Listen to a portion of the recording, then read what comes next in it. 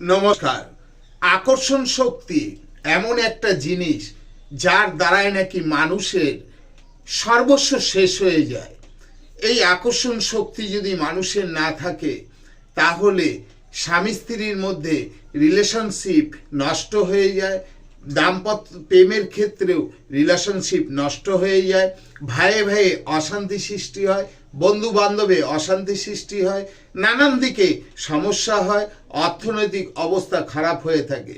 তাই এই আকর্ষণ শক্তি বৃদ্ধি করার জন্য এই ছোট্ট উপায়টি করুন। একটি বাটি নেবেন, তামার বাটি। সেই বাটিতে আপনি কিছুটা বয়রা রেখে দিন। কিছুটা বয়রা রেখে দিয়ে আপনার ঘরের দক্ষিণ পশ্চিম কোণে রেখে দিন। দেখবেন আপনার আকর্ষণ শক্তি কিভাবে বৃদ্ধি হয়। আপনি দেখবেন যে আপনার শারীরিক বলুন